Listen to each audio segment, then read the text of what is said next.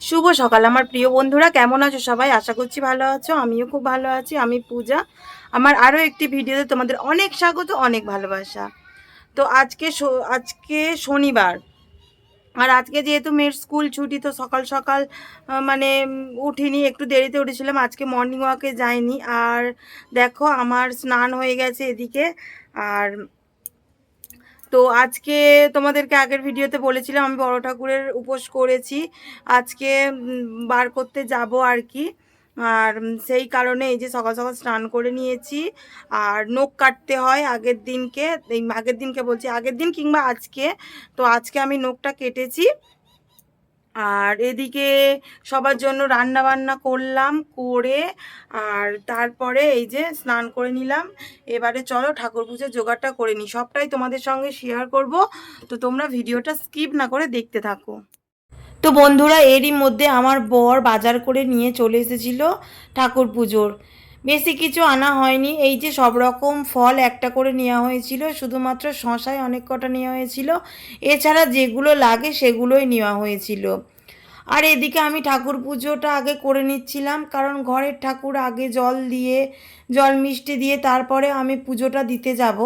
আর আমি যে একা উপোস করেছি তা কিন্তু নয়, আমার শাশুড়ি মা আর আমি দুজন মিলে উপোস করেছিলাম। আর আমার মাকেও আজকে আসতে বলেছি, কারণ আমার বোন বিকেলে যাবে আঁকাতে, কারণ মেয়েটা একা থাকবে। এবার ওর বাপিরা ওকে খাওয়াতে পারবে না, স্নান করাতে পারবে না, যে কারণে আমার মাকে আসতে বলেছি। তো অনেকটাই আমার সুবিধা হবে, এই যায় এই আর কি। আজকে আমার গলাটা হয়তো একটু ধরা ধরা লাগবে, কারণ সারা দিনের ক্লান্তি ভাব একটা আছে।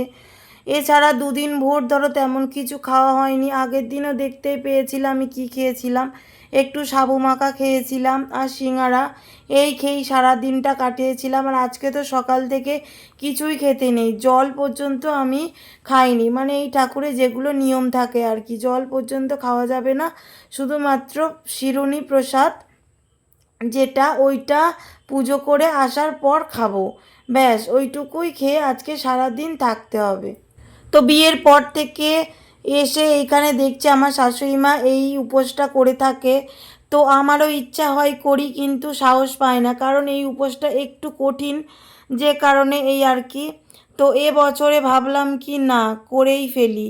মন যেটা চায় সেটা তো করতে ইচ্ছা হয়, তাই না? তো এই বছর থেকে আমি স্টার্ট করলাম।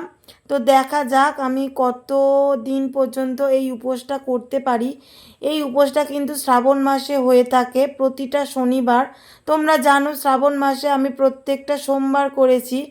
এবারে যদি আমি শনিবারগুলো করে থাকি তো অনেকটা হয়তো শরীরটা খারাপ হয়ে যাবে, যে কারণে একটা শনিবারই আমি করলাম।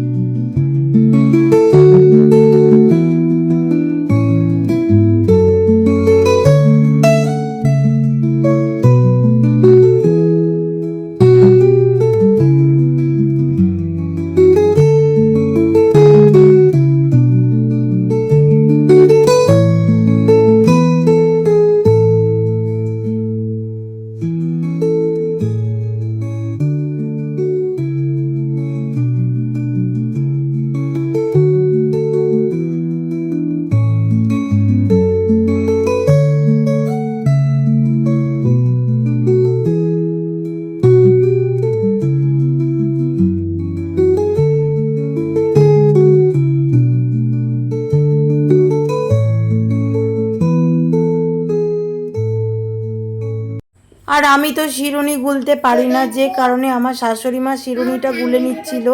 আমি দেখে নিয়েছি, পরের বছরে হয়তো বা পারবো, দেখা যাক কি হয়। আর এই যে দেখো আমি একটা লাল পাড় শাড়ি কিনেছি, এটা আমি বাপের বাড়ি যখন গিয়েছিলাম তখন কিনেছিলাম, সেটা তোমাদের সঙ্গে শেয়ার করেছিলাম। তো এটা পরেছি, কেমন লাগছে তোমরা অবশ্যই আমাকে কমেন্ট করে জানাবে। অনেক খুব বৃষ্টি হয় বাবা, কিন্তু বলুন শ্রাবণ মাসে এমনিতে। তো বন্ধুরা, এই যে আমরা বেরিয়ে পড়েছি। আমাদের কাছাকাছি হয় কিন্তু এবছর হচ্ছে না, যে কারণে একটু দূরের দিকে যাবো।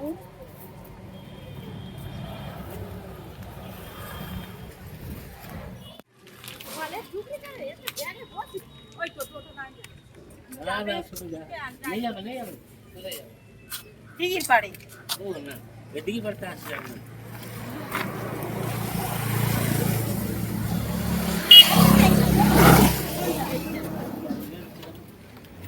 হ্যাঁ এই টোটো টোটো টোটো আর এই যে আমরা পৌঁছে গিয়েছিলাম, আমরা এসেছিলাম টোটোই করে। আর তোমরা দেখতেই পেলে আমার শ্বশুর মশাই, আমার বোন সবাই মিলে আমাদের এগিয়ে দিল। আমার শ্বশুর মশাইয়ের একটু শরীরটা খারাপ হওয়ার জন্যে আমার হাজব্যান্ড আমার শ্বশুর মশাইকে নিয়ে ডাক্তারখানায় যাচ্ছিল, যে কারণে ওনারা রেডি হয়ে বেরিয়ে পড়েছিল আমাদের সঙ্গে। আর আজকে যেহেতু শ্রাবণ মাসের শেষ শনিবার, সেই কারণে একটু ভিড় হয়েছিল।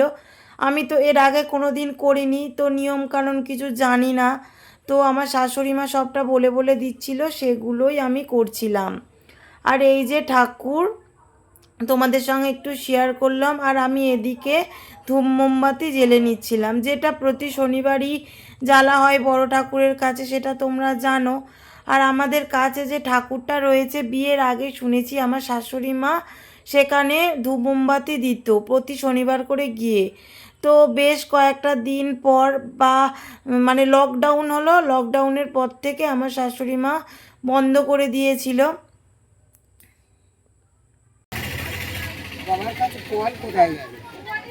কল নেই, ওখানে জল ডাম বসানো আছে, হাত দিয়ে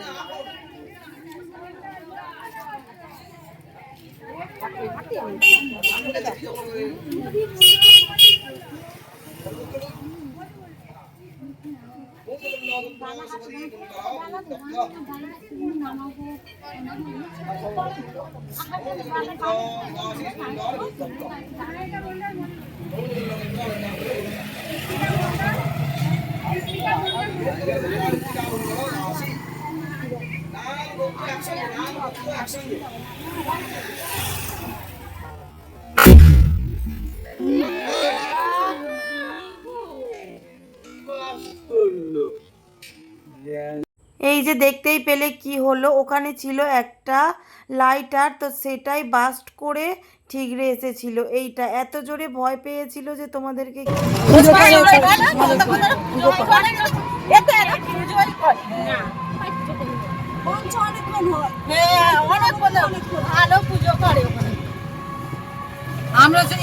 আর এই যে আমরা পুজো দিয়ে চলে এলাম। তোমাদের আগেই বললাম আমার মাকে আসতে বলেছি, তো এদিকে আমার মা ফলগুলো কেটে দিচ্ছিল আর আমি আর মা বসে আছি। সবাইকে আসতে বলেছি ওই বাড়ি থেকে, তো সবাই এলেই খাওয়া দাওয়াটা হবে।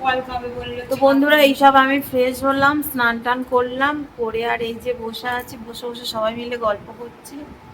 এই যে আমার শাশুড়ি মা, যে আমার মা এসছিল, মাই বাড়ি যাচ্ছে, আর এই আমার বোন আঁকাতে গেছিল, ও আঁকিয়ে সবে এলো। আর এই আর কি বসে বসে একটু গল্প করছিলাম। মা বাড়ি যাচ্ছে, তো চলো একটু এগিয়ে দিই আমরা।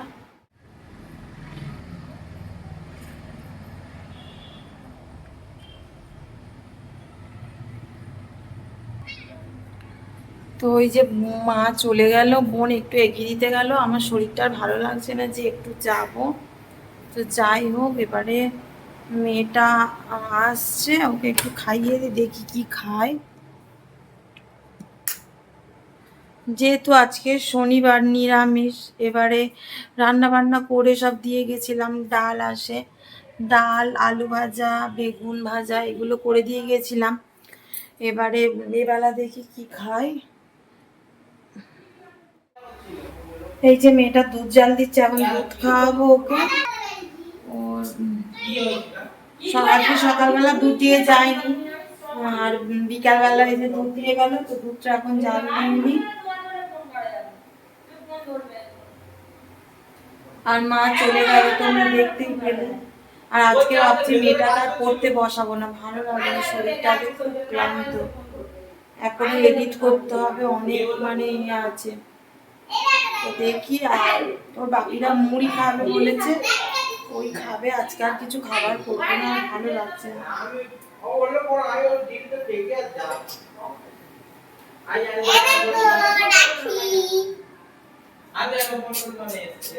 আমার বোন আঁকাতে গেছিল, রাখি পরিয়েছে, তো সেই রাখিগুলো নিয়ে ওই রকম করছে।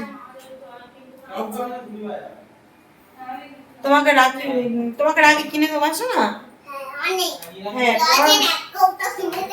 হ্যাঁ, পরানো রাখি পড়তে নেই বা কাউকে পড়াতে নেই, বুঝতে পেরেছো? ওরা তো একজন মিমিকে পড়িয়েছে,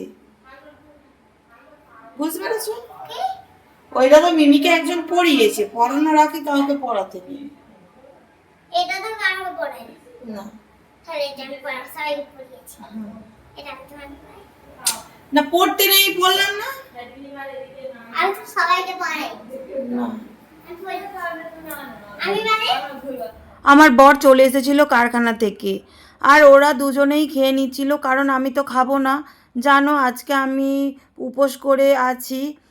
সারাদিন শিরুনিটাই খেয়েছি, মানে বিকেলের পরে পুজো দিয়ে আসতে অনেকটাই দেরি হয়ে গিয়েছিল, যে কারণে আমি ডিনারে আর কিছু বানাইনি। ওর বাপি বাইরে থেকে নিয়ে এসেছিলো, সেটাই ও খেয়ে নিচ্ছিল, আমার বর আর আমার মেয়ে।